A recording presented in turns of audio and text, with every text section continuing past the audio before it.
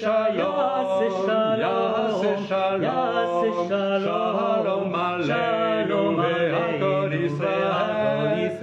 Yaseh shalom, yaseh shalom, shalom aleinu ve'al Israel.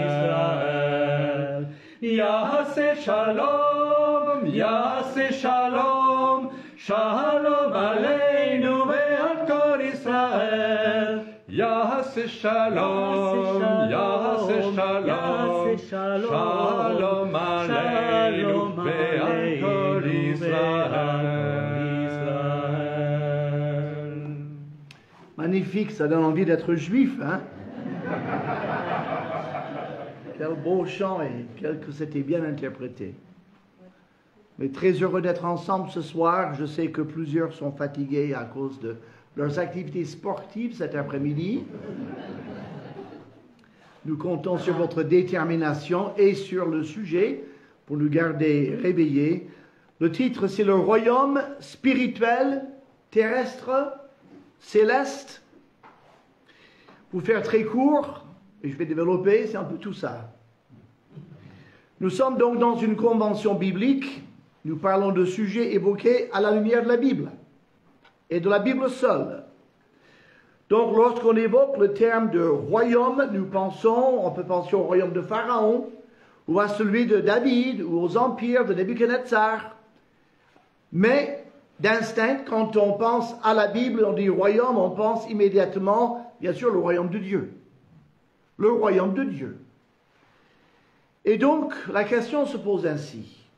Dieu règne-t-il? On ne dirait pas parfois. Règne-t-il? Dans quel sens règne-t-il? Sur qui règne-t-il? À quel moment? Et dans quelles circonstances? Ça, c'est le sujet. Il y a une première vérité qu'on peut établir.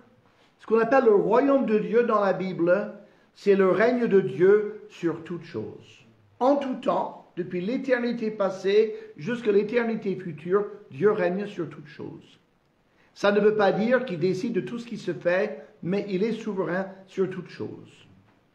Nebuchadnezzar, sans doute le premier empereur sur l'ensemble du monde civilisé, s'est glorifié de sa position, de son pouvoir, de la magnificence de ses réalisations. Il avait même été choisi par Dieu pour exercer le jugement sur le peuple juif idolâtre en l'emmenant en exil à Babylone. Pourtant, l'un de ses exilés, Daniel, lui a annoncé que le Dieu du ciel lui ferait perdre la raison, à moins qu'il ne reconnaisse la souveraineté de Dieu sur toutes choses. Il devait reconnaître que Dieu occupait la place, il devait reconnaître que lui-même occupait la place d'empereur, uniquement parce que Dieu l'y avait établi. Mais un an plus tard, pris par son orgueil, Nebuchadnezzar a parlé de sa puissance et de sa magnificence. Immédiatement, il a perdu la raison et a mangé de l'herbe comme un bœuf dans les champs pendant 7 ans. Au bout de ce temps, l'Éternel lui a redonné la raison et son royaume lui fut restitué, ce qui en soi est miraculeux. Voici son témoignage. Après le temps marqué, moi, Nebuchadnezzar, je levai les yeux vers le ciel et la raison me revint. J'ai béni le Très-Haut.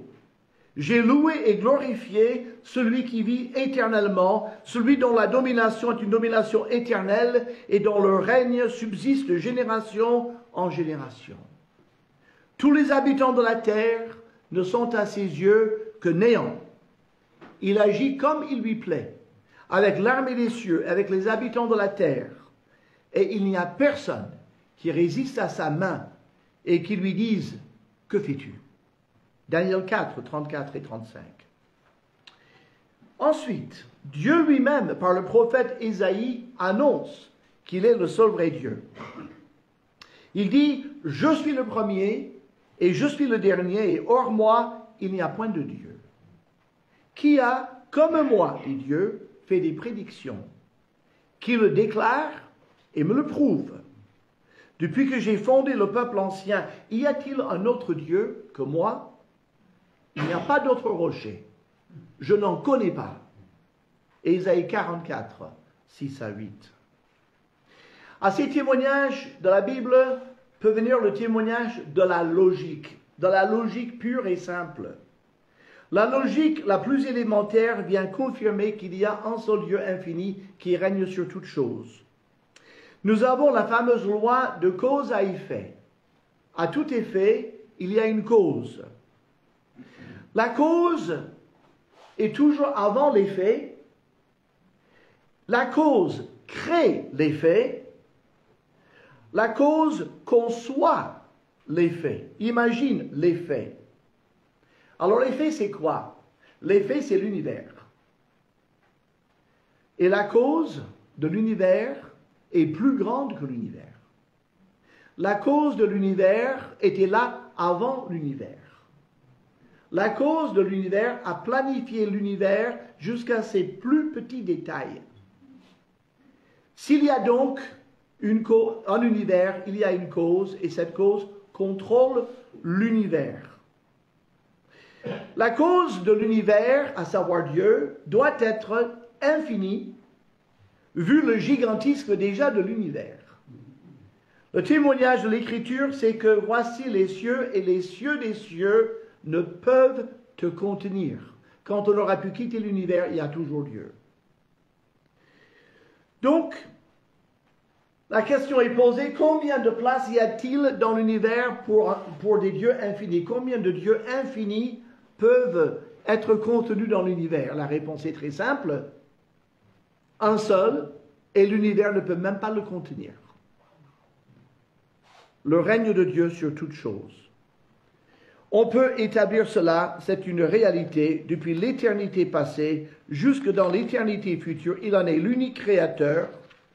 Il n'a pas abandonné sa création, car en Christ, dit Colossiens 1, 16 et 17, toute chose subsiste, c'est-à-dire continue d'être. Et Hébreux 1, 3 nous dit, le Fils soutient toute chose en permanence par sa parole puissante. Donc, le royaume de Dieu, c'est le règne de Dieu sur toutes choses. Maintenant, on va parler d'un autre aspect du royaume, c'est le règne de Dieu sur le peuple d'Israël, car il est bien le roi d'Israël. En Genèse 12, l'Éternel se révèle à Abraham en lui ordonnant de quitter son pays et de partir vers un pays qu'il lui montrera. Il lui a promis plusieurs grandes bénédictions, notamment qu'Abraham serait une source de bénédiction pour tous les peuples de la terre par sa postérité. Et Paul, dans le livre des Galates, il dit sa postérité, une seule, Jésus-Christ. Un an avant la naissance d'Isaac, l'enfant promis par Dieu et héritier de ses promesses, Dieu a ordonné à Abraham de faire circoncire tous les mâles de sa descendance comme une marque visible dans leur corps d'appartenance à Dieu. Dieu donc se proclame roi d'Israël et il y a une marque que portent tous les mâles pour montrer que Dieu est leur roi, la circoncision. Genèse 17. L'Éternel renouvelle les promesses à Isaac et à Jacob après lui, et ce fameux Jacob qui a eu les fils qui ont composé les 12 tribus d'Israël, passant en moins de 400 ans à une petite famille de 70 personnes, à une nation de 600 000 hommes de pied, et sans doute 1,5 à 2 millions de personnes à l'Exode.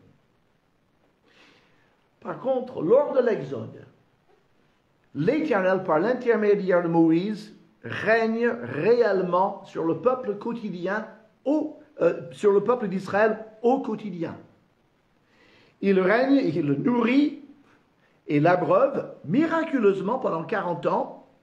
Il le conduit par la nuée. Il lui donne 10 commandements oralement et par écrit sur le mont Sinaï, ainsi que 600 règles de vie quotidiennes. Et il punit par la mort les rebelles, notamment toute la génération incrédule qui était sortie d'Égypte. Ce règne direct de Dieu sur le peuple d'Israël a continué sous la direction de Josué jusqu'à ce que tout le pays de Canaan soit livré entre les mains du peuple d'Israël. Et on se souvient, en tant que roi, la sévérité qu'il a manifestée envers Akan, par exemple, et d'autres gens, la rébellion ouverte était punie publiquement et par la mort. Mais aussi, il est intervenu en prolongeant miraculeusement un jour de bataille pour que Josué et son peuple puissent se rendre maîtres du peuple cananéen. À la suite de cette période de règne direct et quotidien sur le peuple d'Israël, qui a duré environ 80 ans, suit la période des juges. Et là, ce n'est pas le même genre de règne. Le Seigneur laisse le peuple à sa guise. Ils ont la loi, ils ont tout ce qu'il faut, ils pourraient marcher avec Dieu et suivre la loi. Seulement, le peuple vit globalement loin de Dieu. Et il s'établit une sorte de cycle terrible. Le peuple s'éloigne de Dieu. Dieu le punit par l'invasion d'un ennemi. Le peuple désespéré crie à l'Éternel de le délivrer. Dieu suscite un juge auquel il parle et par lequel il accorde la délivrance de l'ennemi. Suit un temps de paix et de prospérité jusqu'à une autre période d'idolâtrie et ainsi de suite. Et ça a duré à peu près 250 ans, la période des juges. L'homme charnière entre la période des juges et la période des rois, c'est le juge Samuel. Et on se souvient très bien quand Samuel, devenu vieux et ses fils ne suivaient pas dans ses bonnes voies, que le peuple a dit, bon mais là on voudrait bien avoir un roi. Il dit à Samuel, il faut que nous ayons un roi. Samuel est irrité, ça le gêne que le peuple demande un roi. Mais Dieu comprend la vraie raison de cette requête. Il dit à Samuel, écoute la voix du peuple dans tout ce qu'il te dira. Car ce n'est pas toi qu'il rejette, c'est moi qu'il rejette, afin que je ne règne plus sur eux. Voilà. Le peuple d'Israël a dit, ça suffit, on ne veut pas vraiment que Dieu règne sur eux. Donc, Dieu établit un premier roi qui avait la tête de l'emploi, un grand monsieur, magnifique, voilà, très timide. Dieu lui a donné un cœur de roi pour qu'il puisse assumer sa mission. Mais cet homme, en blâmant toujours les autres pour ses propres errements, en minimisant ses péchés, Dieu a dit, c'est fini avec Saül, j'ai trouvé un homme d'après mon cœur, c'est David, et il lui promet un royaume qui va durer pour toujours. Mais pour accomplir cette magnifique promesse, David sera l'ancêtre de Jésus-Christ, qui lui sera le roi éternel. Et c'est ainsi que cette prédiction sera accomplie. Jésus-Christ sera génétiquement dans la lignée de David par sa mère, et il sera par son père adoptif dans la lignée désignée pour le trône d'Israël. Donc finalement, si on veut parler de roi et de royaume, depuis la naissance de Jésus-Christ, il est le seul roi génétiquement et légitime pour régner sur le peuple d'Israël. Et Dieu n'a jamais permis qu'ils aient un roi jusqu'à ce que leur vrai roi vienne. Il y a même, c'est assez incroyable, il y a une porte à Jérusalem par laquelle le roi doit entrer quand il prendra possession de son royaume. Et les hommes ont essayé à plusieurs reprises d'ouvrir cette porte. Sans succès, la porte dorée, Jésus entrera, inaugurera cette porte quand il entrera comme le vrai roi d'Israël.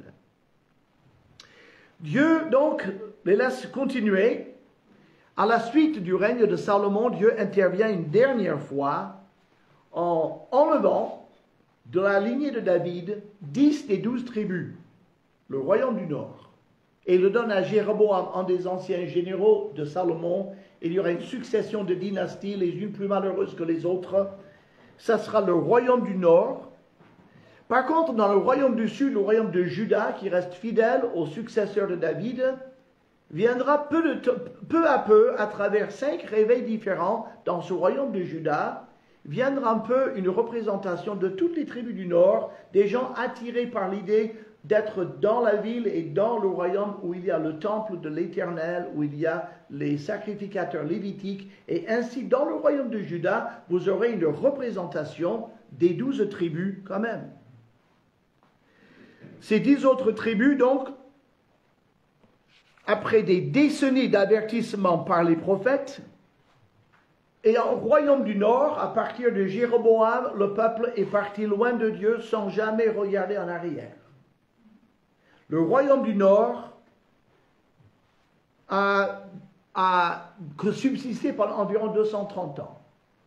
Depuis la fin du roi de Salomon jusqu'à la captivité par l'Assyrie en 722 avant Jésus-Christ. Alors l'Empire assyrien avait l'idée de mélanger les populations.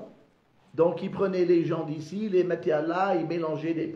Donc, finalement, aucun territoire n'avait les habitants d'origine. Et c'était fait à dessein parce que les Assyriens pensaient si on pouvait casser la fibre nationale et l'identité nationale de tous ces peuples, eh bien, ils ne vont pas pouvoir se révolter les unes et les autres contre nous et on va dominer tout le monde. On les arrache de leurs racines historiques. Et c'est ce qui s'est fait dans le royaume du Nord. Et il y a une histoire assez cocasse parce que les Assyriens ont fait venir des populations dans le royaume du Nord qui ne connaissaient pas évidemment le culte à l'Éternel. Alors normalement ils amènent tous leurs petites idoles avec eux et commencent tous ces cultes idolâtres. Et eh bien dans la région il y avait des lions. Il y avait des lions dans les forêts près du Jourdain. Et Dieu a permis à ces lions d'aller et de tuer quelques personnes. Et là, le pouvoir central à Ninive dit « Oulala, ça va pas !» Et les gens écrient « Écoutez, il y a des lions qui nous tuent. » Et Dieu leur a donné un rayon de compréhension, parce qu'il a dit « Ah, mais c'est parce que ces nouveaux habitants, ces immigrés qu'on a mis là-bas, ils ne savent pas comment adorer le Dieu du pays. » C'est qui le Dieu? Mais c'est l'Éternel, ce fameux Éternel, le Dieu. Bon, d'accord. Bon, ben on va envoyer des Lévites qu'ils avaient amenés en captivité. Ils ont envoyé des Lévites pour expliquer comment adorer l'Éternel. Bon, les peuples ont dit, ok, on est dans le pays de l'Éternel, on va adorer l'Éternel, et la tuerie par les lions s'est arrêtée. Donc, Dieu, même s'il ne gouvernait pas directement, il a rappelé quand même que c'est lui le roi d'Israël, c'est lui le Dieu de ce territoire, et que l'on ne l'oublie pas. Même quand les gens n'étaient pas du tout tournés vers lui personnellement. Donc, entre l'an 606 et l'an 586, donc une période de 20 ans, le royaume de Juda, royaume du sud, a été envahi par l'armée babylonienne, qui a détruit la ville et le temple de Jérusalem et a emmené la population en exil à Babylone pendant 70 ans. C'est cette année-là, 586 notamment, que débute ce que nous appelons le temps des nations. Le temps des nations, c'est toute cette longue période où Israël n'est plus maître chez lui. C'est plus eux, ils ne sont plus autonomes dans leur territoire. Donc le temps des nations a commencé par un exil. Ils ont été vidés de leur territoire, emmenés en captivité pendant 70 ans, selon la prédiction du Seigneur. Et donc, le peuple d'Israël est revenu, bien sûr, après les 70 ans, mais ils n'ont jamais été autonomes. D'abord gouvernés par les Mèdes et les Perses, après par les Grecs, après par les Romains. Du temps de Jésus, c'est les Romains. Le peuple est chez lui, mais pas maître chez lui. Et ça explique l'énorme frustration du peuple d'Israël quand Jésus est là, parce qu'ils en ont assez d'avoir des païens, des incirconcis, qui dominent sur eux alors qu'ils sont chez eux et qu'ils sont de plus le peuple de l'Éternel. Il y avait donc des révolutionnaires qui se sont levés, mais Rome les a écrasés rapidement avec sa puissante armée. Et c'est aussi pour cela que Jésus a suscité tant d'espoir, comme il pouvait faire des miracles, tout le monde s'imaginait qu'il marche sur l'eau, il va pouvoir bouter les Romains dehors et nous redonner notre pays. Et c'était dans ce climat fiévreuse de révolution que Jésus a exercé son ministère. Et même les disciples ne comprenaient pas la nature du règne de Christ. Et donc, le temps des nations, on peut dire, a duré depuis 586 avant Jésus-Christ jusqu'à 1948, quand l'ONU a voté, par la providence de Dieu, de redonner un foyer national pour le peuple juif qui s'était échappé de la Shoah, et les gens sont revenus. Et là, aujourd'hui, l'État moderne d'Israël existe. Les Juifs sont chez eux, sur leur territoire ancestral. Et ceci accomplit une prédiction dans Ésaïe 66. A-t-on jamais entendu pareille chose? Une nation peut-elle naître en un jour? La réponse normale, c'est non. Et pourtant, Sion a été enfanté en un jour. Indirectement donc, pendant tout ce temps, indirectement, Dieu a régné sur le peuple d'Israël en récompensant son obéissance et en punissant sa désobéissance et son idolâtrie. Donc, depuis le temps de Moïse jusqu'à la fin de l'Ancien Testament, Dieu s'est adressé à Israël par une longue liste de prophètes. Et tous ces prophètes prêchaient à peu près le même message. Revenez à l'Éternel et il vous fera du bien. Et si vous ne revenez pas à lui, il sera obligé de vous juger. Ça, c'est en 2 phrases la longue histoire du peuple d'Israël jusqu'à Jésus-Christ. Nous arrivons à une 3e partie dans le royaume de Dieu. C'est ce qu'on appelle le royaume des cieux. Vous avez entendu cette phrase sans doute très souvent. Le royaume des cieux qui est proposé, pas imposé, mais proposé par Jésus lui-même. Alors, le terme le royaume des cieux vient le plus souvent dans l'évangile selon Matthieu, car cet évangile était destiné avant tout au peuple juif. Puisque la plupart des mentions de cette expression, le royaume des cieux, viennent dans les paraboles de Jésus, notamment les paraboles de Matthieu 13, il faut comprendre le sens, que signifie le royaume des cieux. Alors, je ne vous apprendrai rien en disant que Jésus vient de Dieu. Il vient de la part de Dieu. Sa venue a été promise et prédite par les prophètes et annoncée par les anges et par les mages. Avant la présentation officielle de Jésus, il était précédé de Jean-Baptiste, dont le message était « Il faut vous repentir, il faut préparer vos cœurs, parce que le Messie vient, le salut vient. » Il baptisait ceux qui confessaient publiquement leurs péchés. Jean-Baptiste s'adressait aux descendants de ceux qui étaient revenus de la captivité de Babylone. C'était génétiquement les enfants d'Abraham. Mais il leur disait, comme on l'a déjà entendu, c'est pas parce que vous êtes génétiquement les enfants d'Abraham que vous êtes sauvés. Dieu peut faire de ces pierres des enfants d'Abraham. Ce qu'il vous faut, c'est vous repentir. Ce qu'il faut, c'est circoncire votre cœur. C'est le message de Jean-Baptiste, le message de la repentance. Oui, mais le peuple juif, au cours de ces siècles d'exil et puis d'errance, avait développé, comme on l'a entendu aussi, le Talmud, un ensemble de coutumes et d'ordonnances religieuses qu'ils observaient scrupuleusement. Et du temps de Jésus, toutes ces observances religieuses avaient pris beaucoup plus d'importance que la parole de Dieu que nous avons dans la Bible. Il dit, Jésus, le Messie, il a son vent à la main. Il va entrer dans son air et il va envoyer le vent. Et tout le son, tout ce qui est léger va partir et sera brûlé dans un feu. Et tout le bon grain sera gardé dans un grenier. Autrement dit, il dit, Jésus, le roi d'Israël, le Messie que vous attendez, il saura faire le tri entre vous, les Juifs, entre ceux qui ont le cœur, qui se tournent vers lui et qui l'aiment et qui sont sincères, et ceux qui sont arc-boutés sur leur identité, sur leurs privilèges, et qui ne croient pas en Dieu ou qui ne veulent pas lui obéir. Donc il fait une distinction entre les vrais Israélites de cœur et ceux qui le sont pour la forme et par la culture. Dans le sermon sur la montagne, toujours dans le cadre du royaume des cieux, Jésus annonce le vrai esprit des commandements de Dieu. Et vous avez plusieurs fois cette phrase, vous avez appris qu'il était dit par les anciens, et il cite en commandement des 10, mais moi je vous dis que, et il montre chaque fois, c'est pas juste observer la consigne légale, c'est avoir un cœur sincère qui compte. Le royaume des cieux, c'est un royaume qui règne sur les cœurs des gens. Dans sa prière modèle, le Notre Père, Jésus insiste sur les attitudes intérieures qu'il faut avoir si on veut que Dieu règne sur nous. Notre Père qui es aux cieux, que ton nom soit sanctifié, que ton règne vienne. Et il insiste particulièrement sur la notion de pardonner. Pardonne-nous comme nous pardonnons à ceux qui nous ont offensés. Le sermon sur la montagne se termine quand Jésus parle de ceux qui prétendent le connaître. Seigneur, Seigneur, n'avons-nous pas prophétisé en ton nom? N'avons-nous pas fait beaucoup de miracles en ton nom? Et il dit, je ne vous ai jamais connu.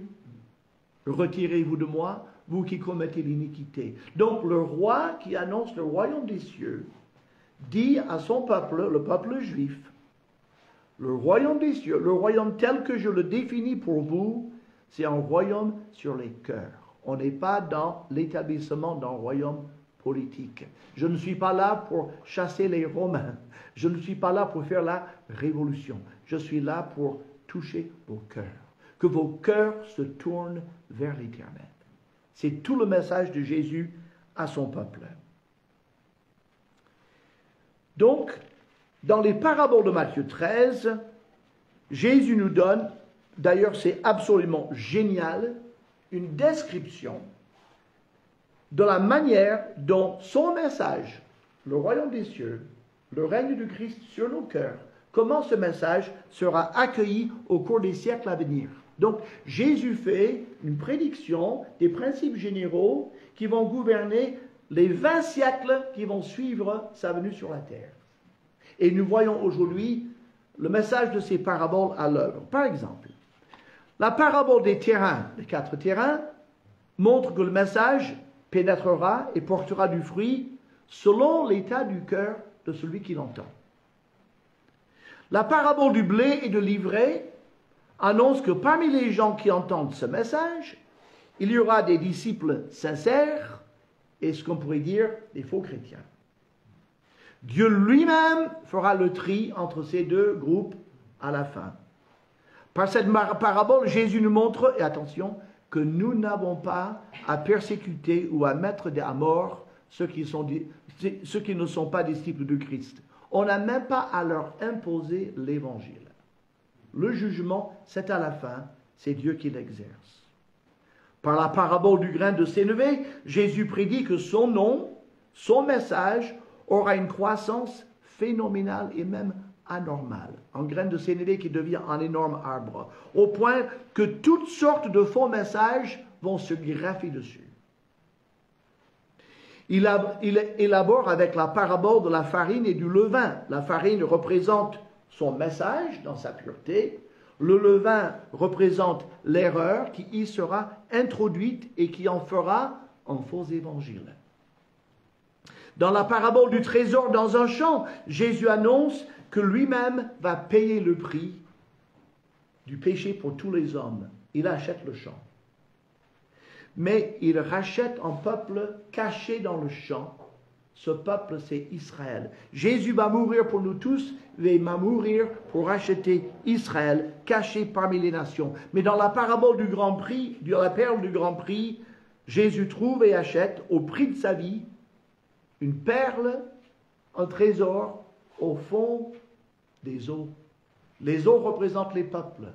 La perle représente, nous croyons, l'Église, cachée parmi les peuples. Christ va se constituer une épouse en sauvant l'humanité par son sang.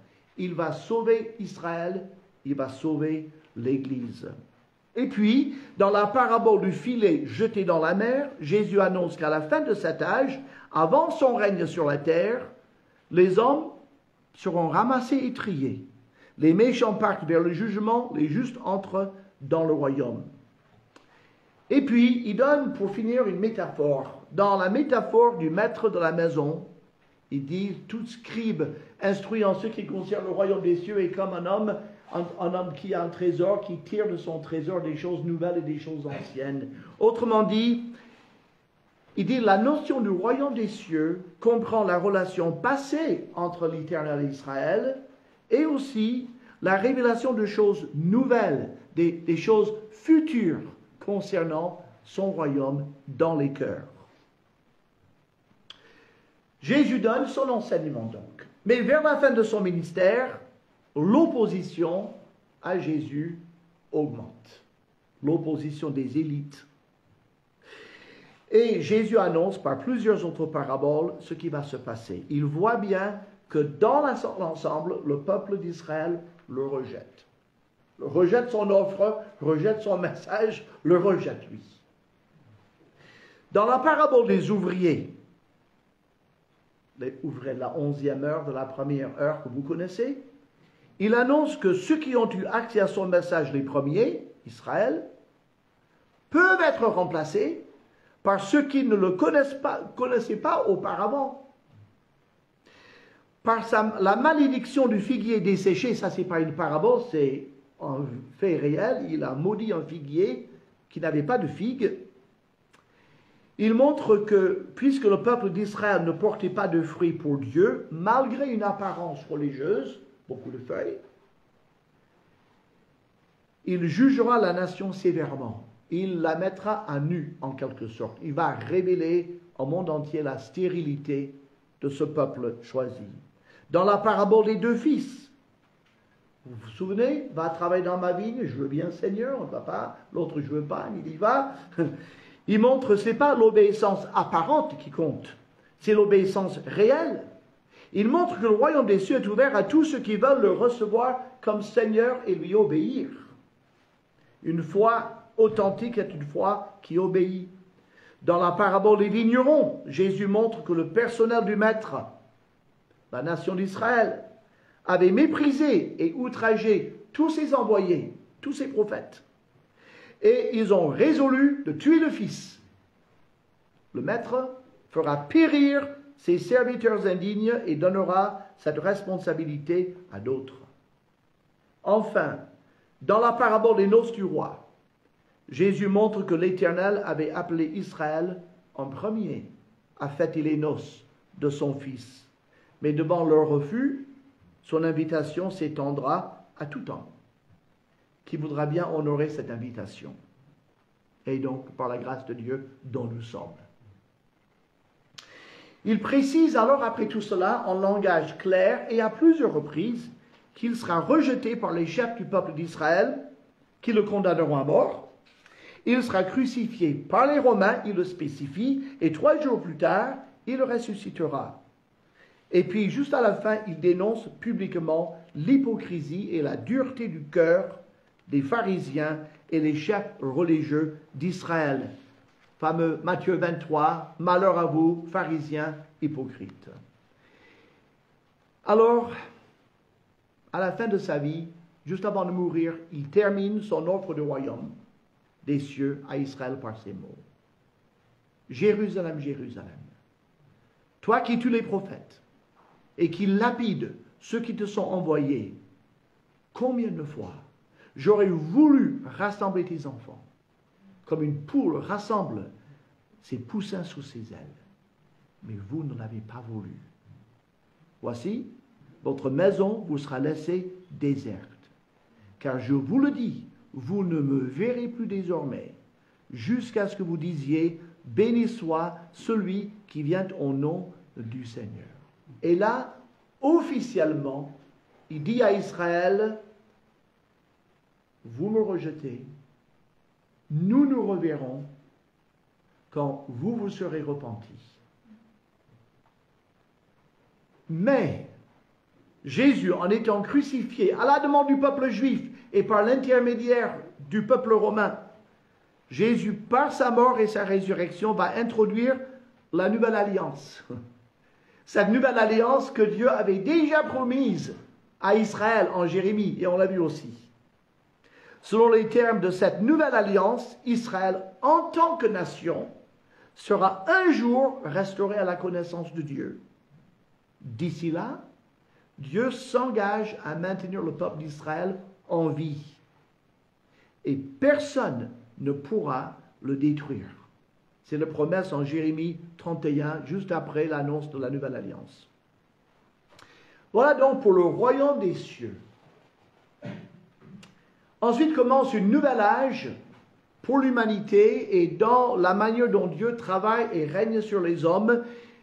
C'est le règne de Jésus sur son épouse qui est l'Église. Nous ne pensons pas souvent à Jésus comme le roi de l'Église, mais s'il est la tête du corps, il est sans doute celui qui doit diriger l'Église. C'est quelle meilleure description d'un roi. Et un roi des cœurs cette fois-ci. Dans l'Église, Jésus accomplit ce qu'il a demandé au peuple d'Israël. Il règne sur les cœurs. Comme Jésus donc l'avait annoncé vers la fin de son ministère, d'autres peuples que le peuple d'Israël seront invités à participer à son offre de grâce et participer à ses noces.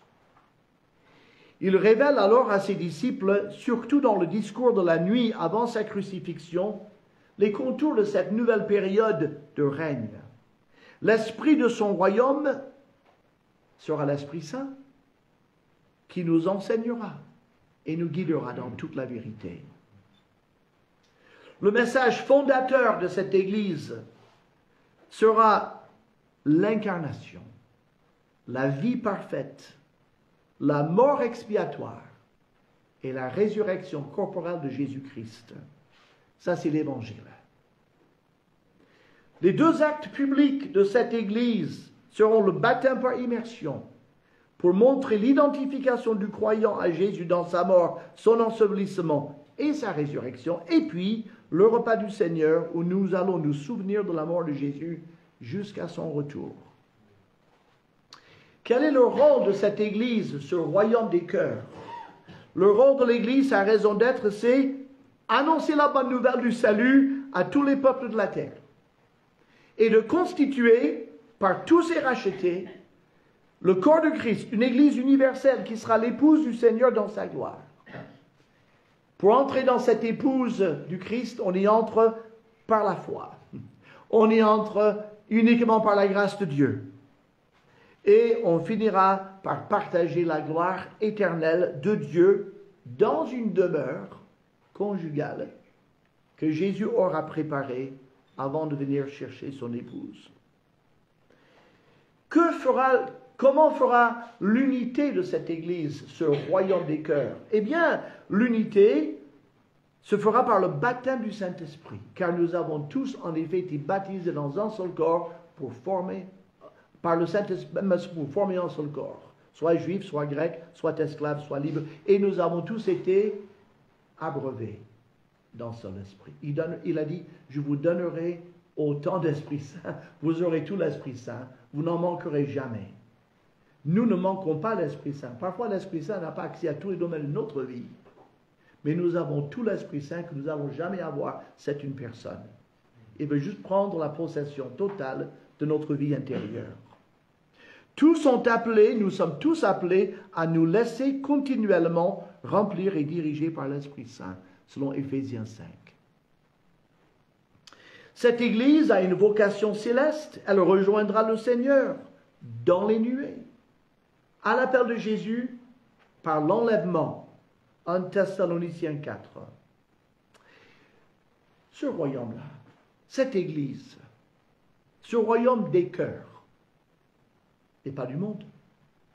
Cette Église n'est pas politiquement visible. C'est un règne spirituel sur les cœurs qui se sont attachés volontairement à Jésus-Christ. L'Église du Seigneur n'a pas vocation à dominer le monde. Nous ne sommes pas appelés à obliger le monde à suivre Jésus, à lui obéir. Et pourtant, dès le IVe siècle, Constantin a déclaré le christianisme l'une des religions officielles de l'Empire romain. Par la suite, l'un des plus célèbres pères de l'Église, Augustin, qu'on appelle souvent Saint Augustin, car il était canonisé par l'Église de Rome, il a écrit plusieurs ouvrages, mais notamment un qui s'intitule La Cité de Dieu, où il encourage les forces gouvernementales à obliger les citoyens à suivre la doctrine chrétienne et à les persécuter en cas de refus. C'est ainsi que rapidement la religion chrétienne a pris le contrôle politique par alliance avec les empereurs et les rois, le contrôle des peuples européens en les obligeant sous peine de mort de devenir chrétiens. Ce n'est plus du tout un royaume des cœurs. C'est une force politique puissante. Et cette violence, cette obligation a engendré un obscurantisme en Europe qui a duré 1000 ans. le fameux âge médiéval, qu'on appelle en anglais Dark Ages, la période sombre. Lors de la Réforme, on a redécouvert la Bible, on a dit l'écriture seule, la foi seule, Christ seul. La lumière de l'Évangile a commencé à chasser l'obscurité qui pesait sur le continent européen. Et pourtant, tous les réformateurs, qui étaient tous de grands admirateurs d'Augustin d'ailleurs, Augustin c'était leur père spirituel, ils ont introduit les principes d'Augustin dans le gouvernement des territoires qui étaient sous leur influence, tuant, donc les réformés, tuant à la fois catholiques, anabaptistes et globalement tous ceux qui n'adhéraient pas à leur doctrine. Jean Calvin a œuvré pour faire de la ville de Genève une cité de Dieu, régie par des lois religieuses très strictes. À cette époque-là, pendant 20 ans, où il était le maître absolu de la ville de Genève, ne pas croire à la doctrine de Calvin, ou même critiquer Jean Calvin, était considéré et puni comme un crime, et très souvent par la mort. Aujourd'hui encore, divers mouvements issus de la Réforme prônent la théologie de la domination. Leur objectif, c'est d'agir sur le gouvernement civil pour l'obliger à mettre en place les lois de Dieu et contraindre la population à les observer, sous peine de punition ou de mort. Leur idée, c'est qu'une fois qu'on a pu influencer les gouvernements pour mettre en place les doctrines chrétiennes et obliger le monde entier à les observer, nous aurons enfin, non pas la cité de Dieu, mais la planète de Dieu. Et c'est ce à quoi Dieu nous appelle. Nous sommes ici pour imposer l'Évangile et éclairer l'Évangile, même si les gens ne veulent pas. Ce qui est extrêmement curieux et ce qui est tout à fait contre la logique, c'est que la théologie réformée dit aussi que Dieu est souverain, il a choisi d'avance certains pour le salut, d'autres il ne va pas les sauver, il ne va même pas essayer de les sauver. On pourrait penser, si Dieu ne s'intéresse pas à les sauver, pourquoi les faire obéir à l'Évangile? C'est ça le problème. Mais voilà, c'est la théologie de la domination ou dominion theology qui est agissant quand même aujourd'hui dans certains milieux. Ces ambitions-là sont exactement le contraire de ce que Jésus nous a commandé. Il nous a appelés à témoigner à notre société et non pas à la dominer par une loi. Voilà donc pour l'âge de l'Église. Nous arrivons à une autre période de l'histoire où le royaume de Dieu s'exerce, la préparation du monde pour le règne de Jésus qu'on appelle la tribulation. Juste après l'annonce de Jésus à Israël, qu'Israël ne le verrait plus, jusqu'à ce qu'il se repente, Jésus annonce la destruction de la ville et du temple de Jérusalem, Matthieu 24, que beaucoup d'entre vous connaissent. Les disciples comprennent donc que le royaume visible du Messie sur la terre n'est pas pour maintenant. Alors ils lui demandent à quel signe ils vont reconnaître son avènement et la fin du monde ou l'accomplissement de cet âge. En verset 3. Donc, pour eux, Jésus détaille plusieurs signes qui affecteront Israël et les nations du monde avant son retour et l'établissement de son règne. Il dit d'abord, il y aura plusieurs faux messies. Donc, ne les suivez pas. Il a dit, vous aurez des guerres et des bruits de guerre. Il a dit, vous aurez des famines et des tremblements de terre. Donc, de plus en plus intensives. Vous aurez la persécution du peuple juif en masse. Vous aurez l'accroissement de l'iniquité et de la tiédeur spirituelle. Mais l'évangile aura été annoncé partout sur la terre. Des signes que nous pouvons guetter, mais sont des signes qui vont s'accentuer pendant cette période qu'on appelle la tribulation. Mais Dieu précise dans 2 Thessaloniciens chapitre 2 que quelqu'un empêche Satan de dérouler son plan de séduction sur la terre. Quelqu'un empêche Satan de faire tout ce qu'il voudrait faire. Et ce quelqu'un doit partir pour que l'Antichrist puisse agir librement. Alors la question qui se pose, qui est ce quelqu'un qui empêche Satan de dérouler son plan? Et nous croyons que seul Dieu est plus puissant que Lucifer, déjà. La personne divine, donc Dieu sur la terre, aujourd'hui, c'est l'Esprit Saint qui est dans son Église. Par conséquent, le Saint-Esprit doit quitter la terre pour que l'Antéchrist puisse prendre toute sa place, mais le Saint-Esprit, Dieu merci, ne peut pas quitter la terre sans nous prendre avec lui. Et c'est une des raisons pour lesquelles nous croyons que l'Église est enlevée avant le début de la tribulation, du pouvoir que va exercer l'Antichrist. Et puis en Apocalypse 3.10, nous avons une promesse précieuse faite à la faible église de Philadelphie. Le Seigneur dit à cette petite église fidèle, il dit, « Je vous garderai hors de l'heure de la tentation qui va venir sur le monde entier pour éprouver les habitants de la terre. » Autrement dit, quand cette heure viendra, je vous n'y serai pas, je vous garderai hors de cette heure. Il y a d'autres passages qui disent « à l'heure », qui pourraient faire croire « je vous garderai, protégerai pendant ». Mais le vrai sens, c'est « ek hors de » ce temps-là de tentation, c'est-à-dire ce temps de tribulation. Alors, Satan, agissant par l'Antichrist, aura deux priorités. D'abord, soumettre les habitants de la terre au règne de l'Antichrist. Et puis, dans un deuxième temps, instaurer une religion mondiale dont l'Antichrist sera le Dieu. Bien sûr, tout ça orchestré par Lucifer. L'Antichrist imposera une marque sur le front ou la main droite pour acheter ou pour vendre. Tous ceux qui reçoivent cette marque démontrent leur loyauté définitive à l'Antichrist. Tous ceux qui volontairement prennent cette marque ne pourront pas être sauvés. Ils ont déjà pris fait et cause pour l'ennemi de Dieu. Pendant ce temps de trouble, parce que ça sera un temps d'angoisse, la Bible appelle ça le temps de l'angoisse de Jacob, un temps de tribulation, et pourtant des choses merveilleuses vont se passer. On voit Dieu règne toujours et quand même.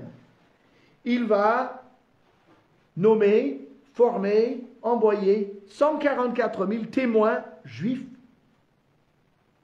Et aussi, il va envoyer 2 merveilleux prédicateurs, les 2 témoins. Et ces gens-là, par leur témoignage, leur prédication, les 2 témoins auront des pouvoirs miraculeux. Ils seront indestructibles pendant 3 ans et demi, tout le temps qu'ils vont prêcher. Et à travers tout cela, une foule innombrable sera gagnée à l'Évangile, comme on pourrait dire, au nez et à la barbe de l'Antichrist. Il aura beau régner, les gens vont se convertir par centaines de milliers. La Bible dit, une foule sans nombre. Mais la plus grande partie de cette foule ne survivra pas physiquement. Ils seront martyrisés par l'Antichrist. Mais ils vont être sauvés. Donc, de vrais croyants qui paient de leur sang, leur engagement pour Jésus-Christ, pendant la période de la tribulation. Donc, pendant toute cette période du royaume de Dieu, cette période de la tribulation, tous ceux qui viendront regarder la planète vont dire, Dieu n'y est plus du tout. L'Antichrist domine, c'est Satan, ça y est, il a tout pouvoir. Non. Dieu est au-dessus. Il orchestre, il a prédit, et il va sauver, et il va sauver encore. Nous arrivons donc à ce moment, le retour visible de Jésus-Christ pour juger et pour régner. Il était déjà venu dans les nuées, quelques 7 ans auparavant. Il nous a pris avec lui. Nous avons été avec lui dans le ciel pendant ces 7 ans. Beaucoup pensent que pendant ces 7 ans, on va sans doute passer au tribunal du Christ où le Seigneur va évaluer notre vie avec lui. Nous recevrons récompense ou blâme. Et puis, peut-être aurons-nous à ce moment-là les noces de l'agneau. En tous les cas, on sera avec Jésus, c'est ce qui compte. Mais le fameux jour de l'Éternel arrive enfin à la fin de cette tribulation.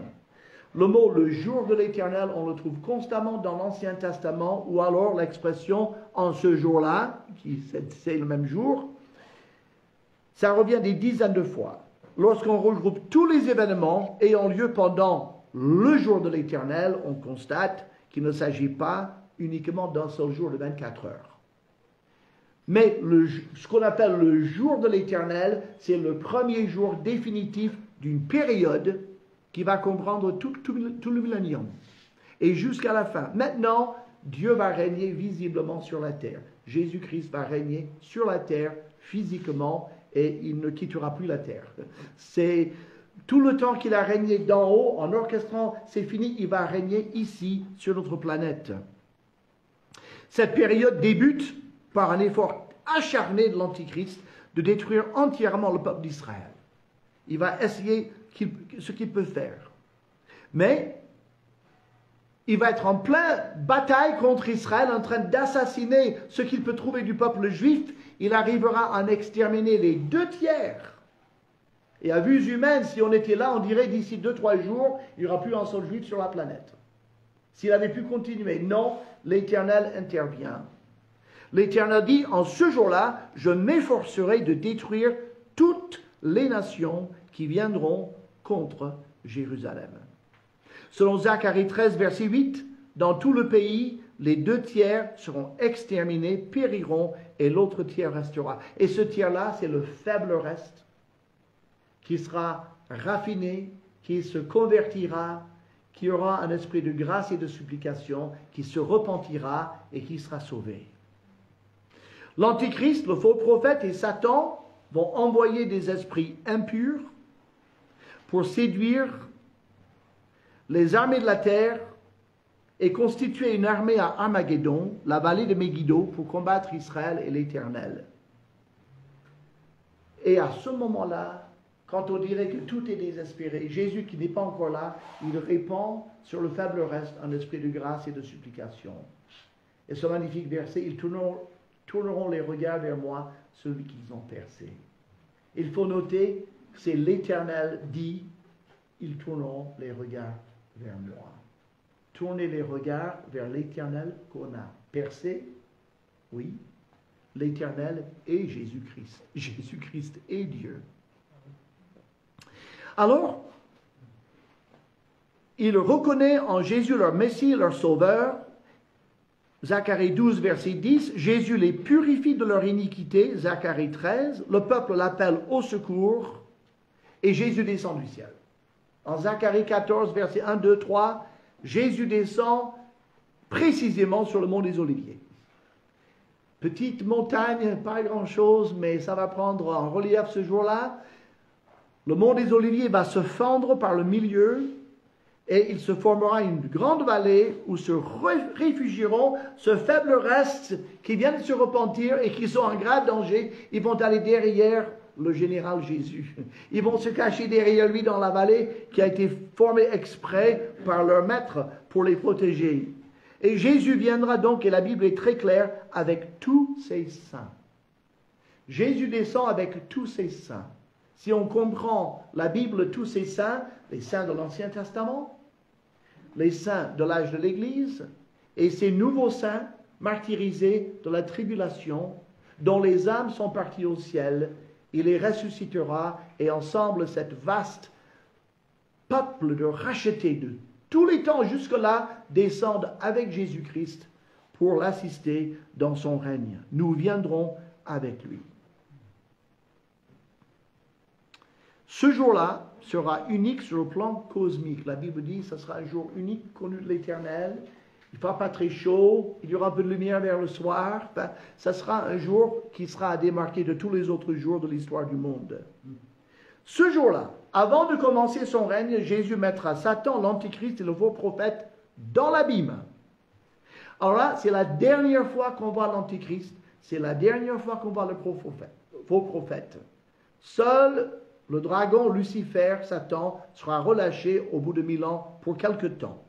Mais il sera lié pour la durée du règne du Christ. Et là, entre donc par ce jour de l'Éternel, le règne visible de Jésus-Christ, le roi, alors là, spirituel, oui, spirituel, terrestre, terrestre, réel, sur la terre, ici, le millénium. Christ régnera sur la terre pendant 1000 ans. La terre sera profondément modifiée. Les montagnes seront aplanies. C'est intéressant. Semblerait sur toute la planète, les montagnes seront aplanies. Les vallées remonteront. On aura une terre beaucoup plus plate que maintenant. Seul Jérusalem restera élevé. Zacharie 14, verset 10. Vous prenez Ézéchiel et vous allez découvrir beaucoup de détails sur le temps du millénium. Alors, le Seigneur va diviser le pays d'Israël en bandes horizontales, comme ça. Et chaque bande horizontale sera le territoire d'une tribu. Et on a même les noms des tribus. On sait où elles vont habiter dans la terre pendant le millénium. Au milieu, il y aura une bande plus large. Il y aura le nouveau temple, des parvis. Il y aura un endroit, une ville pour les sacrificateurs, un quartier pour les Lévites. Il y aura une portion pour quelqu'un qu'on appelle le prince. C'est un peu le quartier administratif, le quartier de pèlerinage, le centre religieux du pays et du monde. Cette bande centrale, et ensuite vous avez 5 autres tribus qui vivent au sud de cette bande-là, dans la terre d'Israël. Et là, il y aura même des sacrifices et des célébrations au temple. Ce qui pose beaucoup de problèmes à beaucoup d'évangéliques, c'est non, ça ne peut pas être littéral, on ne va pas faire de vrais sacrifices dans le temple du millénium parce que Christ est mort une fois pour toutes. Et sur le plan doctrinal, on est tout à fait d'accord. Dieu ne peut pas se contredire. Mais tout comme nous prenons le repas du Seigneur, c'est quelque chose que je vous suggère à réfléchir. Tel que nous prenons le repas du Seigneur, souvenez-vous, l'Église de Rome renouvelle le sacrifice de la messe. Le sacrifice du Christ est renouvelé à chaque messe. Nous le prenons à titre commémoratif. Mais il est vraisemblable que le Seigneur, voulant montrer toute la beauté du système de sacrifice, qui montre toutes les étapes d'une relation avec Dieu, et comment c'était quelque chose de magnifique d'offrir un sacrifice, un holocauste de consécration, un sacrifice d'action de grâce, une offrande volontaire. Et les peuples viendront du monde entier, conduits surtout par les Juifs. Les gens vont demander à venir en pèlerinage pour voir ce temple, pour être les témoins de ce culte à l'Éternel. Nous savons qu'ils ne vont pas effacer les péchés par des sacrifices d'animaux. Mais c'est Dieu qui dit qu'il y aura des sacrifices. Donc, nous l'acceptons, tout simplement, et nous pensons que c'est à titre commémoratif, c'est sans doute pas à titre de remplacer le sacrifice du Christ. Ça, c'est certain. Les saints régneront avec lui pendant 1000 ans. Les 12 apôtres jugeront les 12 tribus d'Israël. Et je pense que là, il y a Matthias, le 12e, qui a été élu, choisi par le Seigneur en acte 1, l'apôtre Paul étant l'apôtre des païens. Qui est-ce qui va vivre au millénium? D'où viennent les gens qui vivent sur la terre pendant le millénium? Eh bien, sont des brebis, les nations des brebis, selon Matthieu 25. Quand Jésus viendra pour juger et pour régner, il rassemblera les nations devant lui, tous ceux qui ont vécu à la tribulation, tous ceux qui ont soutenu le peuple juif pendant le temps de son angoisse, sous l'Antichrist, entreront dans le royaume. Toute cette population reste humaine, ne sont pas glorifiés, ils restent humaines, et il procréera pendant toute la période du millénium, ce qui donnera une grande population. La loi de Dieu sera enseignée et strictement observée sur la terre. Toute rébellion ouverte sera punie de mort. Jésus régnera avec une verge de fer. La malédiction pesant sur la terre depuis la chute de l'homme dans le jardin d'Éden sera levée. Les animaux s'entendront et vivront en paix. La terre sera de nouveau un jardin d'Éden, il n'y aura plus de guerre. Des pèlerinages seront organisés depuis tous les pays pour se rendre au temple de Jérusalem et toute la population connaîtra l'Éternel, selon Ésaïe 2. Les gens auront une longévité semblable à celle des populations avant le déluge. Selon Ésaïe 65, 20 et 22, il n'y aura plus enfants ni vieillards qui n'accomplissent leur jour, car celui qui mourra à 100 ans sera jeune. Et le pécheur âgé de 100 ans sera maudit, car les jours de mon peuple seront comme les jours des arbres. Les conditions climatiques seront similaires à celles qui existaient avant le déluge, sans vieillissement ou en un vieillissement très très retardé. Le Seigneur voudra montrer comment la vie et la terre auraient pu être. si l'homme avait choisi d'obéir à Dieu et d'être gouverné par lui. Le règne avec Christ implique tous les rachetés depuis le début du monde. On va tous régner avec lui. Ce qu'il faut noter, c'est que pendant ces 1000 ans merveilleux, paradisiaques pour nous, la population de la terre, née pendant le millénium, n'aura jamais été testée dans sa foi et dans sa loyauté. Car Satan est lié depuis le début du règne du Christ. Pour départager les humains dans leur cœur, le Seigneur relâchera donc Satan pour séduire les habitants de la terre qui ont vécu sous le règne de Jésus-Christ. Et aussi incroyable que cela puisse paraître, une foule nombreuse suivra Satan et ses séductions et fera tout de suite une armée pour attaquer, devinez quoi, la ville de Jérusalem. Et là, le Seigneur les jugera immédiatement en les détruisant par le feu. C'est ainsi que toutes les personnes humaines qui ont vécu sur la terre, depuis Adam et Ève jusqu'à la fin, devront prendre position pour ou contre Dieu, même les gens qui ont vécu sous son règne direct. Nous arrivons à la fin, l'acte ultime du règne de Dieu, le jugement du grand trône blanc.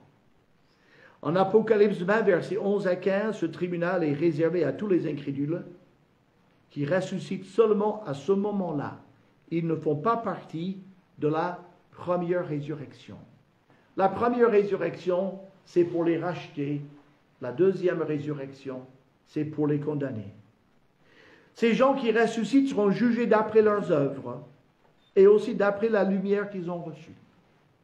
Jésus dit aux habitants de Capernaum, au jour du jugement, le pays de Sodome et de Gomorrhe sera jugé moins sévèrement que cette ville-là, parce que la ville de Capernaum a eu beaucoup plus de lumière que les villes de Sodome et de Gomorrhe. Tous paraîtront devant Jésus-Christ. Il est le seul digne de juger, car il a donné sa vie pour les sauver, mais ils ont refusé ce salut. Tous ces perdus sont consignés dans l'étang de feu et de soufre, ce qui est la seconde mort. Ensuite, l'expérience se termine.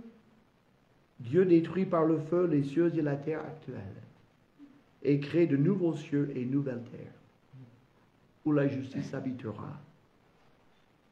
Alors en conclusion, le royaume est-il spirituel? Est-il terrestre? Est-il céleste? Il est les trois. Le règne de Dieu sur toute chose est invisible, mais réel, et affecte tout l'univers et tout ce qui vit. Le règne de Dieu sur Israël a été parfois terrestre et visible, parfois moins visible. Le règne de Christ sur l'Église est spirituel et invisible, mais rendu réel par l'action du Saint-Esprit. Le royaume de Christ sur la terre pendant 1000 ans sera terrestre et réel. Donc la question qui se pose à nous tous ce soir est celle-ci. Est-ce que je permets à mon roi de régner sur ma vie aujourd'hui? Je l'appelle bien Seigneur, mais est-ce que je fais ce qu'il me dit? Prions. Notre Dieu et Père, merci pour ta parole, merci pour la clarté de cette parole, merci pour ta patience envers les êtres humains, et merci parce que tu as programmé et prévu la suite. Tu es un Dieu absolument merveilleux par ton intelligence, par ta grâce, par ta bonté. Et nous voulons renouveler notre confession. Tu es notre roi, règne dans nos cœurs. En Jésus-Christ. Amen. Amen.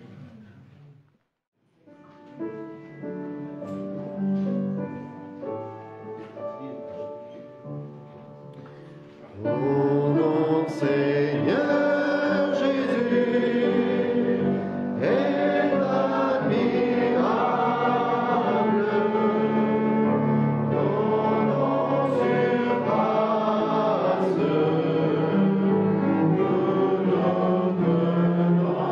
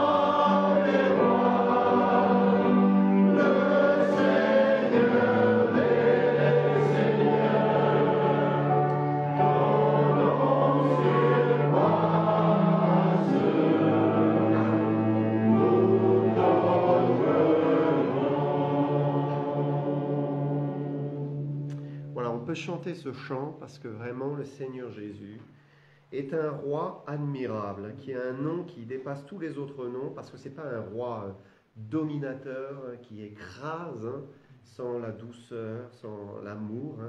À la fois, il est plein d'autorité, de fermeté, mais c'est aussi un bon berger, un prince de la paix. Alors, eh bien, on se courbe devant le roi, et tous ici, ensemble, on est heureux d'appartenir au roi des rois, au Seigneur des seigneurs, celui qui est au-dessus, et à qui nous prêtons toute allégeance, qu'il soit adoré dans nos